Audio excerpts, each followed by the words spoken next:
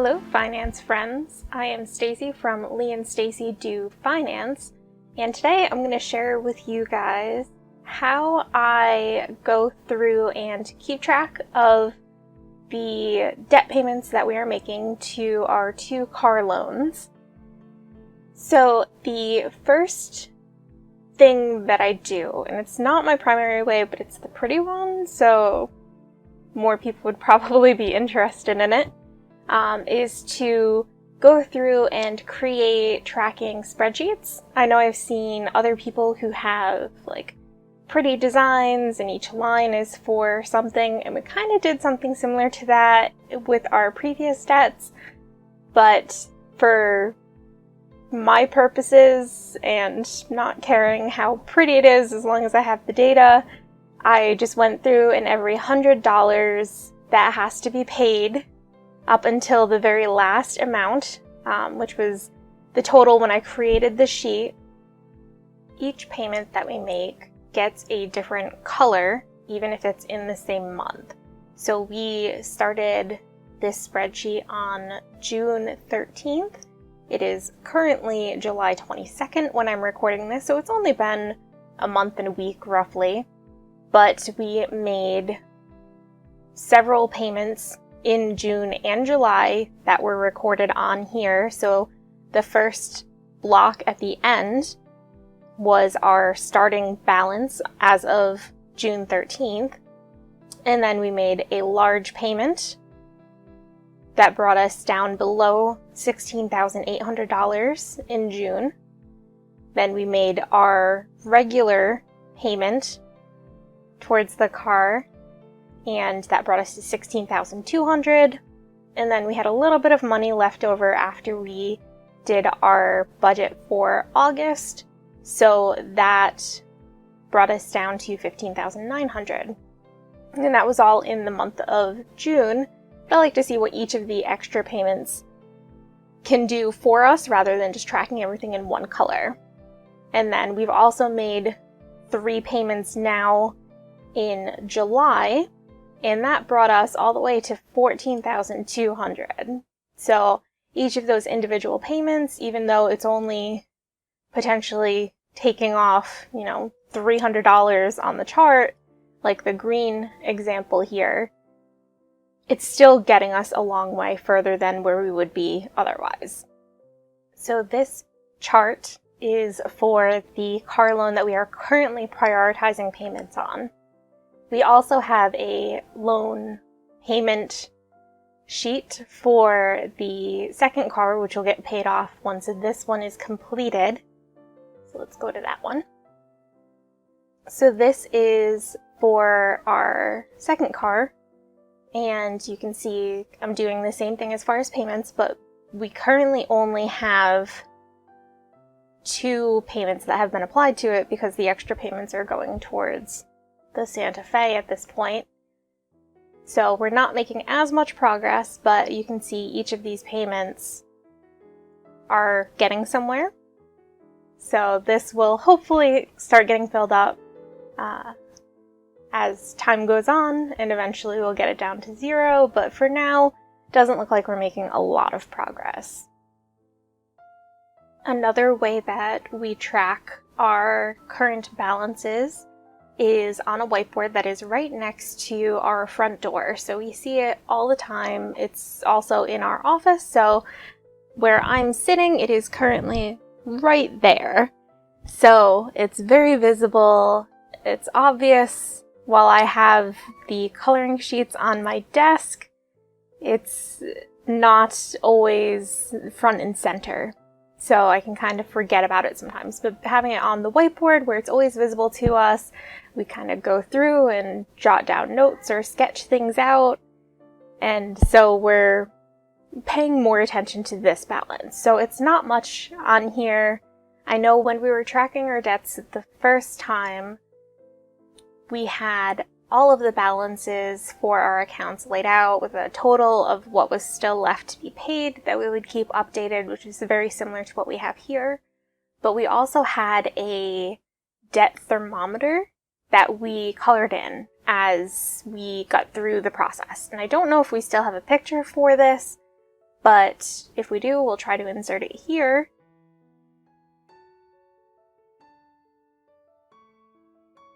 And we use that rather than the actual coloring sheets. So the coloring pages and the whiteboard are kind of the fun and in-your-face reminders of the progress that you're making, which is awesome. It's definitely worth having. It motivates you far more. But my personal favorite way to track that allows me to play with the numbers and see what happens if we do this or that and all of that fun stuff, which is probably not fun to most people, but for people that really appreciate spreadsheets like I do, it's the best. So we're going to move on to our spreadsheet tracking, and we're going to cover the 3 tabs that I use for our car payments. Okay, so this is our car repayment test sheet. So this is the one that I kind of play with numbers and see how things work out. Everything's set to automatically calculate if I change the payment amounts or the interest amounts, anything along those lines. So we actually just recently made a payment of $733.32, and while I've already updated the whiteboard and the coloring sheets, I have not updated my spreadsheet yet. Figured it would be nice to let you guys see how it actually works. So our starting balance prior to that payment was $14,869.90. We paid $733.32. I had estimated the interest at $10 because I wasn't quite sure how it would work out. It was only a couple of days after our previous payment, so I knew it wasn't going to be a full month's worth of payment. But when the payment actually went through, I was able to determine that it was $6.09 that was actually paid. So I'm going to update that here, which will change our balances. And that means that $727.23 of that payment actually went towards principal. And our new balance is $14,142.67, which matches up to what the bank claims our balance is, so that is always a good thing. So since that payment is actually completed at this point, I'm going to just strike through those fields. So I know that the current state that we're working on, which is the name of our spreadsheet in total here, is the $14,142.67. And I don't have extra payments further down because I don't know what we'll be making at this point, but we do have our regularly scheduled payments. So right now on our first car, the Santa Fe, we are paying $580 a month. That's because we pulled extra money that we were setting aside to our Roth IRAs for this. But the actual payment that's required is $329.06. So that puts some extra payment into it anyway, even without anything in excess of that. So if I scroll down, it was a 75-month loan that we knew we could pay off sooner, and we are currently at 37 total months of payments that we will have to make. So that's almost exactly half of the payments that we've already removed based on extra payments that we've made along the way. So that is amazing. So when I first created this tab in our spreadsheet, I had written down what the actual balance was for the loan. So the loan that we took out was for $21,164.32. I figured out, based on the actual payments, how much we would end up really spending. So with interest, we were going to spend $24,667.53. That's our total payment amount.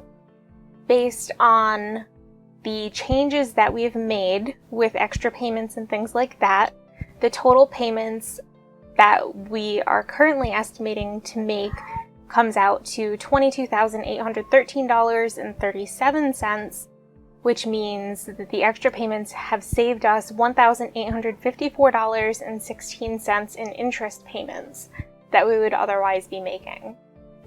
It's not a huge amount of money, but at the same time, I'd much rather keep that $1,854 in my pocket than hand it over to a bank for the convenience of borrowing their money. So before we go over to the second side of the spreadsheet, I'm actually going to correct the payment amount so we don't have a negative amount that is owed, and that was because the interest amount changed and it was lower than I had predicted here in the spreadsheet. So let's see, 336 maybe? Oh, I like when my math works out. Okay, so that is now 0, and that actually changes our payments because we're currently paying $1,005 every month, so that adjusted the payment towards the Kona in that same month. So we're doing the same thing, since I'm making extra payments on one and I want to keep each month of payments on the same line, I just leave a section blank on the Kona side. So those are extra payments that you can see here.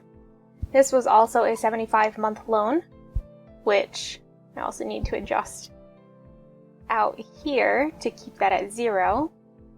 So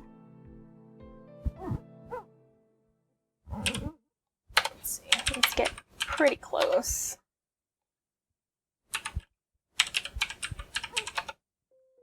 No, wrong way. There we go. Alright. The payment for the Kona each month that's required is $422.45. I round that up to $425 just so that we never really have any issues. And then once the Santa Fe is paid off, we're going to transfer that money, kind of snowball it into the Kona to pay that off faster. And with those extra payments there, we will have the car paid off in 52 months rather than the 75. So again, that is awesome. And that is going to save us a total interest amount of $1,282.62. Based on this current plan, without any extra payments, just paying the $1,005 to our car loans every month, we will be saving $3,141.13 in interest. And I would love to see that number go even higher, and it should, but I mean, that's pretty good, all things considered. Okay, so this was my test sheet, I guess, to go through and try out different things. These are the numbers that we've said we can definitely do at this point. We add to it as things change. But I also have a spreadsheet for each of the individual cars that is set to the proper payment amount that we're making to see where that lands us. So it's a good comparison sheet for us. And I'm also keeping track of what's actually happening and seeing how it's changing things.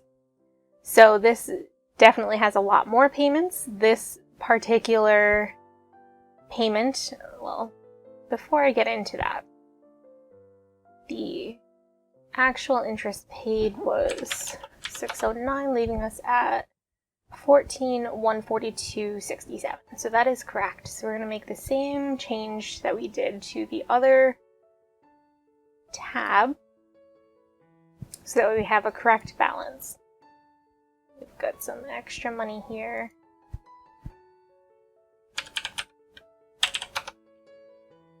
There we go. Assuming that we made the minimum payments every month until the debt was paid off, we would be paying up until July of 2024 on the Santa Fe, which is still 15 months, 16 months less than the actual payment schedule for our loan had we not made any extra payments whatsoever.